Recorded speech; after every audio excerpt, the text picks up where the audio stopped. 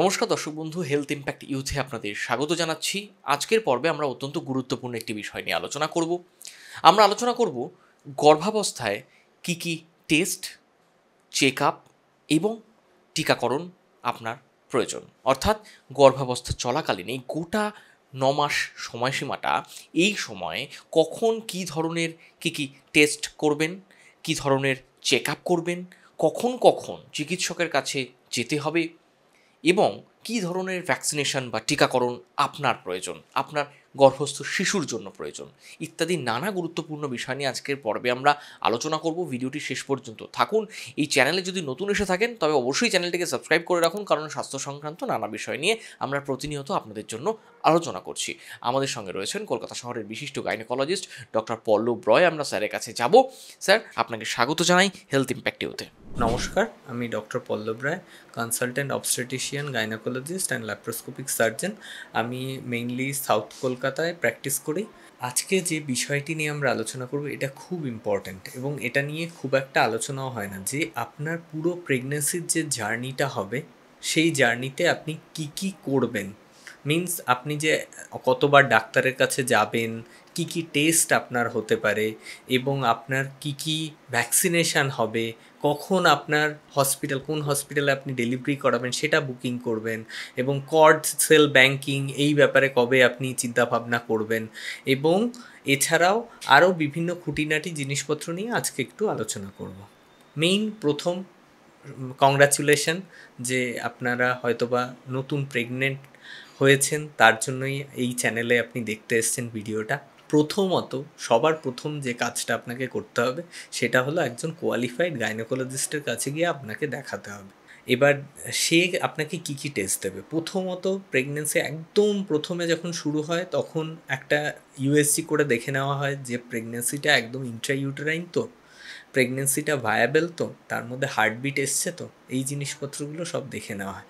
তারপরে কিছু routine blood test থাকে, যেরকম আপনার সিবিসি ধরুন, তাছাড়া আপনার ধরুন একটু লিভার ফাংশান, কিডনি ফাংশান, এছাড়াও ব্লাড গ্রুপ, তারপরে আপনার থ্যালাসেমিয়া, এই ধরনের বিভিন্ন ধরনের টেস্টগুলো ডাক্তারবাবুরা করিয়ে নেবে এবং এই টেস্টের পরে রেজাল্ট দেখে আপনার যদি থাইরয়েডের প্রবলেম থাকে বা অন্য ধরনের কিছু সমস্যা থাকে সেগুলোর কারেকশান ডাক্তারবাবু আপনাকে দিয়ে দেবে।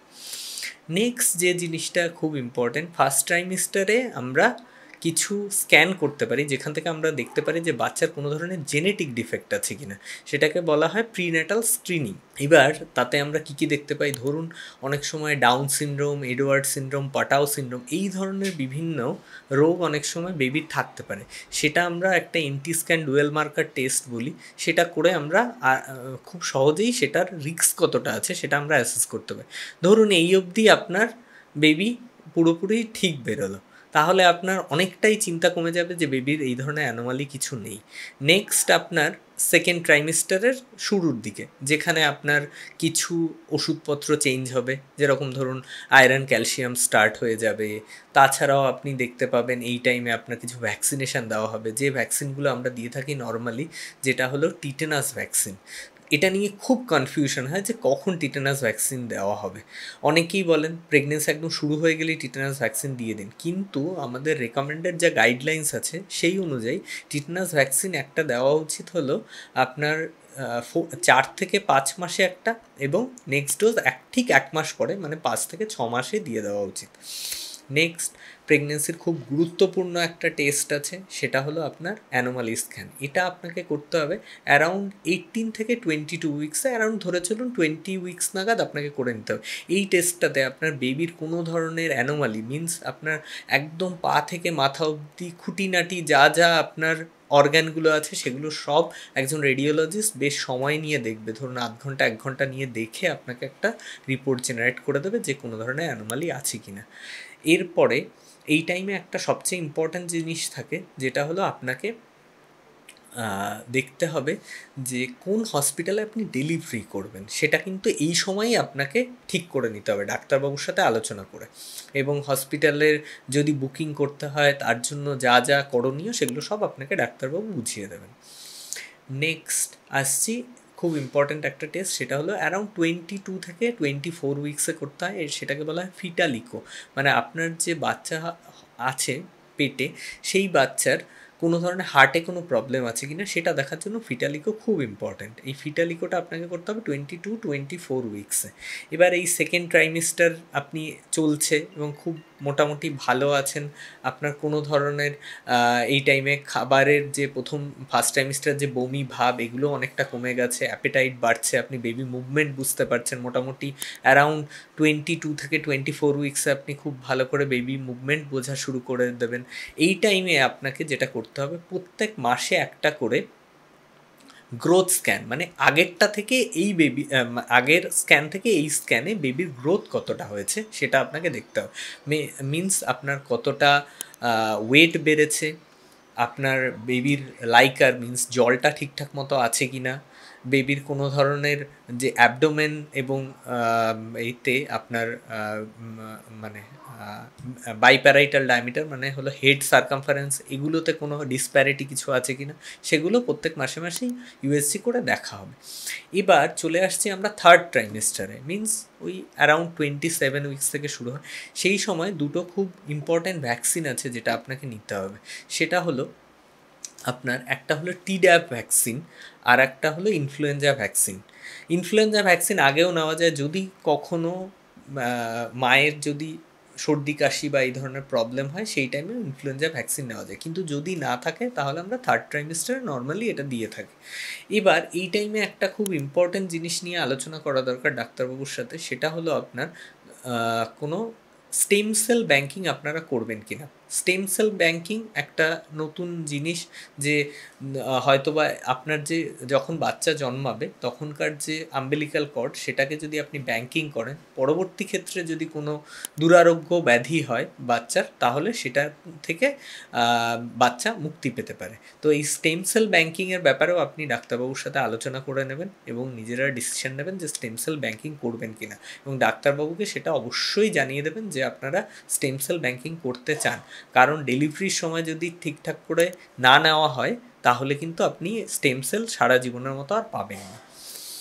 নেক্সট আপনারা থার্ড ট্রাইমিস্টারে মোটামুটি এই টাইমে আপনার ধরুন যে কোনো যদি অ্যান্টিকোয়াগুলেন্ট ওষুধ দেওয়া থাকে বা আপনার যদি ইকোস্প্রিন দেওয়া থাকে সেগুলোকে আপনার অফ করে দিতে হবে, এবং ডেলিভারি হতে পারে যে কোনো সময়, তার জন্য কী ধরনের এমার্জেন্সি আছে, ধরুন আপনার পেটে খুব ব্যথা শুরু হলো, কোনো ব্লিডিং হলো বা জল ভাঙলো, এই যে সাইনগুলো ডেলিভারি সেগুলো সম্বন্ধে আপনাকে জানতে হবে ডাক্তারবাবুর কাছ থেকে, যে কোন কোন ডেঞ্জার সাইন হলে আপনি হসপিটালে বা ডাক্তারবাবুর সাথে যোগাযোগ করবেন। এবং বেবি মুভমেন্ট খুব ইম্পর্টেন্ট, যে কতবার বেবি মুভমেন্ট করবে।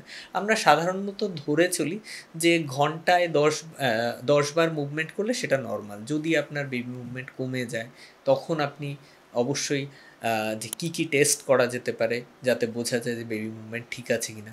এবার লাস্ট ট্রাইমেস্টারে আমরা নর্মালি একটা ইউএসজির সাথে কালার ডপলার বলে একটা টেস্ট হয়, সেটাও আমরা করে থাকি, যে বাচ্চার ব্রেইনে বা আপনার আম্বিলিক্যাল কর্ডে ঠিকঠাক মতো ব্লাড সাপ্লাই আছে কি না সেগুলো আমরা দেখে নিই।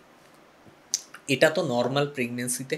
এছাড়াও নিউমেরাস টাইমে আপনি যখন ডাক্তারবাবুকে দেখাবেন তখন তিনি আপনাকে ব্লাড টেস্ট করতে দেবেন, হিমোগ্লোবিন দেখবেন, থাইরয়েড দেখবেন, তারপরে ব্লাড সুগার দেখবেন। এগুলোতে বারবার চেক করে করে দেখা হবে যে আপনার কোনো ধরনের ডেভিয়েশন যদি থাকে তার অবশ্যই সেগুলোর কারেকশান দেওয়া হবে।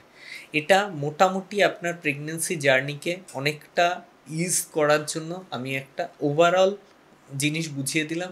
অবশ্যই আপনার ডাক্তারবাবু আপনাকে খুব ডিটেলসে প্রত্যেকটা টেস্ট, প্রত্যেকটা ভ্যাকসিন, প্রত্যেকটা ভিজিটের ব্যাপারে আপনাকে বলবে, এবং আমার রেকমেন্ডেশন হবে মাসে অন্তত একবার হলেও ডাক্তার দেখান, প্রথম প্রেগনেন্সির শুরুর দিকে এবং লাস্ট একদম শেষের দিকে গিয়ে মিনিমাম 15 দিন বা 1 সপ্তাহ পর আপনাকে কিন্তু ডাক্তারবাবুর সাথে দেখা করতে হবে এবং রেগুলার চেক আপের মধ্যে থাকতে হবে। এবার আমরা কয়েকটা ট্রাইমিস্টার মিন্স প্রত্যেকটা 3 মাসে কি হতে পারে তার উপরে, মানে কি রিস্ক ফ্যাক্টর আসতে পারে তার উপরে আমরা একটু আলোচনা করব। যেরকম আমাদের ফার্স্ট ট্রাইমিস্টারে সবচেয়ে বড় যেটা রিস্ক ফ্যাক্টর থাকে সেটা হলো মিসক্যারেজ। দেখুন, ফার্স্ট ট্রাইমিস্টার মিসক্যারেজের অনেকগুলো কারণ আছে। মোস্ট কমন যেটা কারণ সেটা হলো আপনার বেবির কোনো ধরনের কনজেনিটাল অ্যানোমালি আছে। যদি কোনো কনজেনিটাল অ্যানোমালি থাকে তাহলে সেটা হয়তো বা বেবি নিজে সারভাইভ করতে পারবে না আমাদের পরিবেশে এসে, তার জন্য নিজে থেকেই মিসক্যারেজ হয়ে যায়। এছাড়া আরও বিভিন্ন ধরনের অসতর্কতার জন্য অনেক সময় মিসক্যারেজ হয়ে যায়, বা অনেক ধরনের প্রবলেম থাকে যেরকম অ্যাপলা বা অন্য কোনো ধরনের আপনার যদি হরমোনাল ইস্যু থাকে যেরকম পিসিওডি, ডায়াবেটিস, এই জিনিসগুলো যদি আপনার থাকে তাহলে কিন্তু অনেক সময় মিসক্যারেজ হতে পারে। তো সেই মিসক্যারেজকে ঠেকানোর জন্য অবশ্যই আপনাকে ফার্স্ট ট্রাইমিস্টারে প্রেগনেন্সি আসার সাথে সাথে সব ধরনের টেস্ট করে আপনার ডাক্তারবাবুর সাথে পরামর্শ করতে হবে। নেক্সট সেকেন্ড ট্রাইমিস্টারে অ্যাজ সাচ মিসক্যারেজের চান্স অনেকটা কমে যায় ফার্স্ট ট্রাইমিস্টারের থেকে, কিন্তু এই টাইমে কী কী রিস্ক ফ্যাক্টর আসতে পারে, যেরকম প্রেশার আপনার বেড়ে যেতে পারে, আপনার ডায়াবেটিস আসতে পারে। তো তার জন্য আপনাকে অবশ্যই খুব ভালো ডায়েট মেনটেন করতে হবে। আপনি ডাক্তারবাবুর সাথে আলোচনা করে যে কী ধরনের ডায়েট নেওয়া উচিত, যেরকম আপনার যে আপনি কতটা কার্বোহাইড্রেট বা রিফাইন্ড সুগার এগুলো কতটা খেতে পারবেন, কতটা আপনি সোডিয়াম ইনটেক করবেন, মিনস সল্ট ইনটেক করবেন, বা আপনার কোনো রিচ খাবার খাওয়া যাবে কি না। নেক্সট আপনার কী ধরনের লাইফস্টাইল মেনটেন করা যাবে, কী ধরনের এক্সারসাইজ করতে হবে, সেগুলো যদি আপনি সব ভালোভাবে বুঝে নেন তাহলে আপনার প্রেশার বা সুগার বাড়ার চান্সেস অনেকটা কম থাকে। নেক্সট থার্ড ট্রাইমিস্টারে দেখুন যে রিস্ক ফ্যাক্টরগুলো মেইনলি হয় হাইপার টেনশন বা ডায়াবেটিসের চান্স তো থাকে, এছাড়া আরও অনেকগুলো থাকে প্রিটার্ম লেবার, মানে টাইমের আগে বাচ্চার ডেলিভারি হওয়ার একটা বড় চান্সেস থাকে। এগুলো ঠেকানোর জন্য কী কী করা উচিত, আমাদেরকে ইনফেকশান প্রিভেন্ট করতে হবে, কনস্টিপেশনকে প্রিভেন্ট করতে হবে, ইউরিনারি ট্র্যাক্ট ইনফেকশনকে প্রিভেন্ট করতে হবে। এই জিনিসগুলো আপনাকে কিন্তু খুব ভালো করে খেয়াল রাখতে হবে, তাহলেই আপনার পুরো প্রেগন্যান্সির জার্নিটা খুব সুন্দরভাবে এবং কোনো ধরনের নির্বিঘ্নে পুরোটা কাটতে পারে। দর্শক বন্ধু, আপনারা এতক্ষণ শুনলেন ডাক্তারবাবু জানালেন যে এই যে গোটা গর্ভাবস্থার সময়কালটা, এই সময়ে কী ধরনের কী টেস্ট করবেন, কখন চেক আপ করবেন, কী কী চেক আপ বা টেস্ট ম্যান্ডেটারি, কী কী ভ্যাকসিনেশন থাকবে, এবং কোন ট্রাইমেস্টারে কোন সময় কোন সপ্তাহে গিয়ে বা কোন মাসে গিয়ে কোন ধরনের ঝুঁকি থেকে যায় প্রেগনেন্সিতে। কাজেই সেগুলো নিয়ে আগাম সতর্ক থাকবেন, বিশেষজ্ঞ চিকিৎসকের পরামর্শ নেবেন। কোনো সমস্যা হলে নিচে কমেন্ট বক্সে আপনার সমস্যার কথা লিখবেন, কোনো প্রশ্ন থাকলে লিখবেন। পরবর্তীতে আমরা ডাক্তারবাবুর সঙ্গে আবার আলোচনা করব আপনাদের প্রশ্ন নিয়ে। আজকের মতো এই আলোচনা এখানেই শেষ করছি। ভালো থাকবেন, সুস্থ থাকবেন। ধন্যবাদ।